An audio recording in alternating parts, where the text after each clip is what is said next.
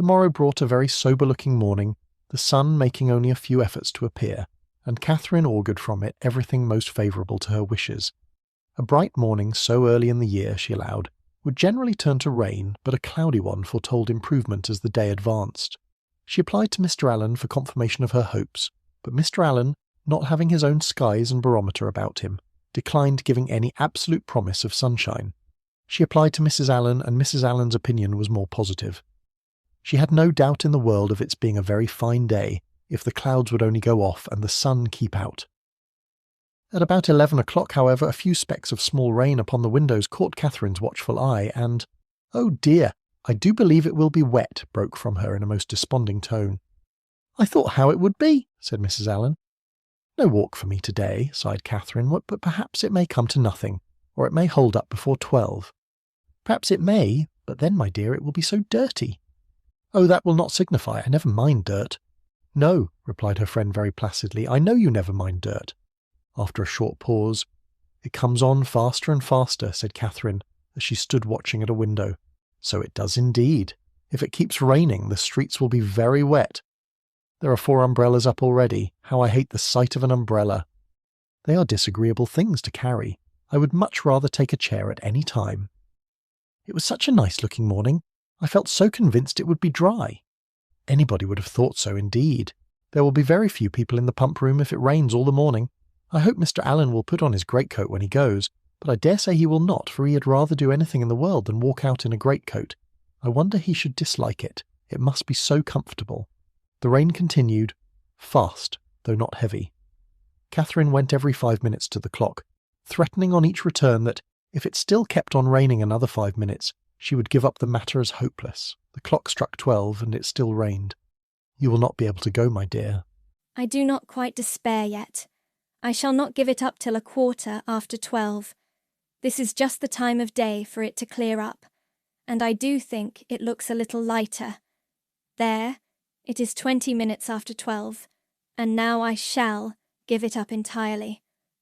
Oh, that we had such weather here as they had at Udolpho, or at least in Tuscany and the south of France, the night that poor St. Aubin died. Such beautiful weather." At 12:30, when Catherine's anxious attention to the weather was over, and she could no longer claim any merit from its amendment, the sky began voluntarily to clear. A gleam of sunshine took her quite by surprise. She looked round, the clouds were parting, and she instantly returned to the window to watch over and encourage the happy appearance. 10 minutes more made it certain that a bright afternoon would succeed, and justified the opinion of Mrs. Allen, who had always thought it would clear up. But whether Catherine might still expect her friends, whether there had not been too much rain for Miss Tilney to venture, must yet be a question. It was too dirty for Mrs. Allen to accompany her husband to the pump-room. He accordingly set off by himself, and Catherine had barely watched him down the street when her notice was claimed by the approach of the same 2 open carriages, containing the same 3 people that had surprised her so much a few mornings back. "Isabella, my brother, and Mr. Thorpe, I declare. They are coming for me, perhaps, but I shall not go. I cannot go indeed, for you know, Miss Tilney may still call." Mrs. Allen agreed to it. John Thorpe was soon with them, and his voice was with them yet sooner, for on the stairs he was calling out to Miss Morland to be quick. Make haste, as he threw open the door. "Put on your hat this moment.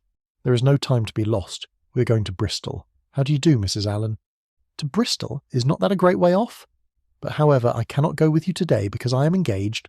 I expect some friends every moment."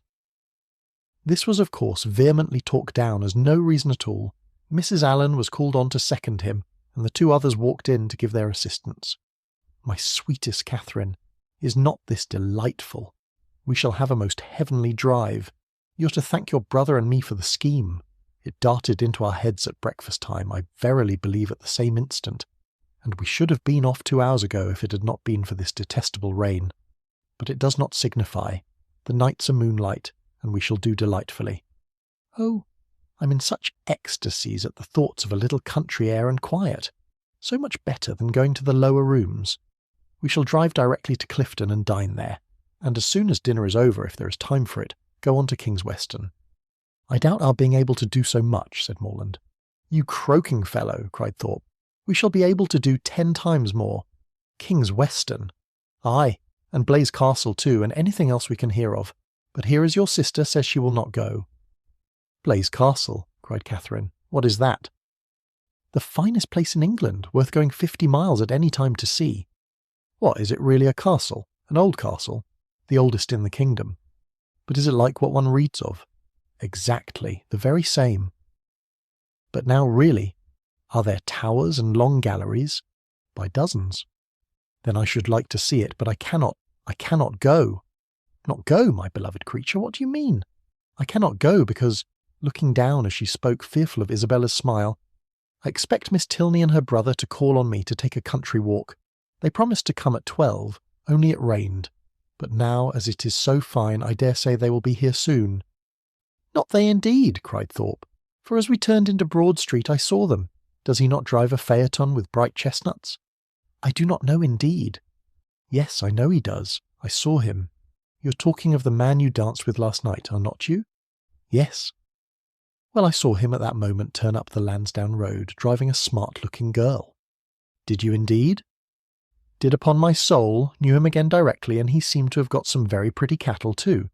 It is very odd, but I suppose they thought it would be too dirty for a walk. And well they might, for I never saw so much dirt in my life. Walk. You could no more walk than you could fly. It has not been so dirty the whole winter. It is ankle-deep everywhere. Isabella corroborated it. My dearest Catherine, you cannot form an idea of the dirt. Come, you must go. You cannot refuse going now. I should like to see the castle, but may we go all over it? May we go up every staircase and into every suite of rooms? Yes, every hole and corner.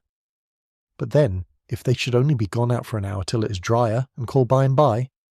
Make yourself easy, there is no danger of that, for I heard Tilney hallooing to a man who was just passing by on horseback, that they were going as far as Wick Rocks. Then I will. Shall I go, Mrs. Allen? Just as you please, my dear. Mrs. Allen, you must persuade her to go, was the general cry. Mrs. Allen was not inattentive to it. Well, my dear, said she, suppose you go. And in 2 minutes they were off. Catherine's feelings, as she got into the carriage, were in a very unsettled state, divided between regret for the loss of one great pleasure and the hope of soon enjoying another, almost its equal in degree, however unlike in kind. She could not think the Tilneys had acted quite well by her, in so readily giving up their engagement without sending her any message of excuse. It was now but an hour later than the time fixed on for the beginning of their walk, and in spite of what she had heard of the prodigious accumulation of dirt in the course of that hour, she could not from her own observation help thinking that they might have gone with very little inconvenience. To feel herself slighted by them was very painful. On the other hand, the delight of exploring an edifice like Udolpho, as her fancy represented Blaise Castle to be, was such a counterpoise of good as might console her for almost anything. They passed briskly down Pulteney Street and through Laura Place, without the exchange of many words.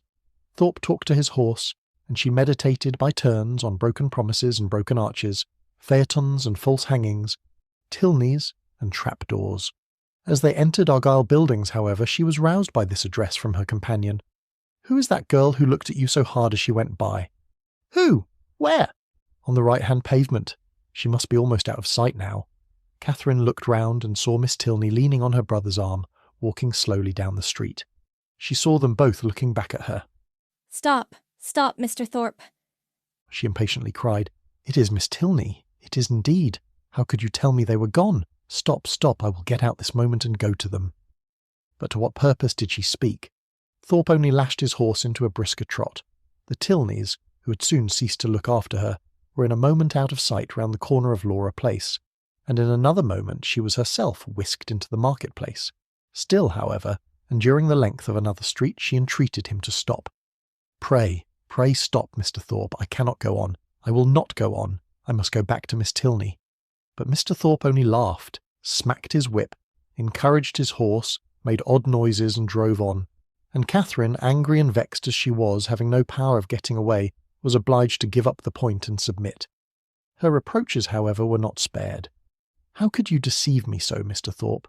How could you say that you saw them driving up the Lansdowne Road? I would not have had it happen so for the world. They must think it so strange, so rude of me, to go by them too without saying a word. You do not know how vexed I am. I shall have no pleasure at Clifton nor in anything else. I had rather, 10,000 times rather, get out now and walk back to them. How could you say you saw them driving out in a phaeton? Thorpe defended himself very stoutly, declared he had never seen two men so much alike in his life, and would hardly give up the point of its having been Tilney himself. Their drive, even when this subject was over, was not likely to be very agreeable. Catherine's complacence was no longer what it had been in their former airing. She listened reluctantly, and her replies were short. Blaise Castle remained her only comfort. Towards just that, she still looked at intervals with pleasure, though rather than be disappointed of the promised walk, and especially rather than be thought ill of by the Tilneys, she would willingly have given up all the happiness which its walls could supply, the happiness of a progress through a long suite of lofty rooms, exhibiting the remains of magnificent furniture, though now for many years deserted, the happiness of being stopped in their way along narrow winding vaults by a low grated door, or even of having their lamp, their only lamp, extinguished by a sudden gust of wind, and of being left in total darkness. In the meanwhile they proceeded on their journey without any mischance, and were within view of the town of Keynsham, when a halloo from Morland, who was behind them, made his friend pull up to know what was the matter. The others then came close enough for conversation, and Morland said, "We had better go back, Thorpe. It is too late to go on today. Your sister thinks so as well as I. We have been exactly an hour coming from Pulteney Street, very little more than 7 miles, and I suppose we have at least 8 more to go. It will never do. We set out a great deal too late. We had much better put it off till another day and turn round." "It is all one to me," replied Thorpe rather angrily, and instantly turning his horse they were on their way back to Bath. "If your brother had not got such a beast to drive," said he soon afterwards, "we might have done it very well. My horse would have trotted to Clifton within the hour if left to himself, and I have almost broke my arm with pulling him into that cursed broken-winded jade's pace. Morland is a fool for not keeping a horse and gig of his own." "No, he is not," said Catherine warmly, "for I am sure he could not afford it." "And why cannot he afford it?" "Because he has not money enough." "And whose fault is that?" "Nobody's that I know of." Thorpe then said something in the loud, incoherent way to which he had often recourse, about its being a thing to be miserly, and that if people who rolled in money could not afford things, he did not know who could, which Catherine did not even endeavour to understand. Disappointed of what was to have been the consolation for her first disappointment, she was less and less disposed either to be agreeable herself or to find her companion so, and they returned to Pulteney Street without her speaking 20 words. As she entered the house, the footman told her that a gentleman and lady had called and inquired for her a few minutes after her setting off, that, when he told them she was gone out with Mr. Thorpe, the lady had asked whether any message had been left for her, and on his saying no, had felt for a card, but said she had none about her, and went away. Pondering over these heart-rending tidings, Catherine walked slowly upstairs. At the head of them she was met by Mr. Allen, who, on hearing the reason of their speedy return, said, "I am glad your brother had so much sense. I am glad you're come back. It was a strange, wild scheme." They all spent the evening together at Thorpe's. Catherine was disturbed and out of spirits, but Isabella seemed to find a pool of commerce, in the fate of which she shared, by private partnership with Morland, a very good equivalent for the quiet and country air of an inn at Clifton. Her satisfaction, too, in not being at the lower rooms was spoken more than once. "How I pity the poor creatures that are going there! How glad I am that I am not amongst them!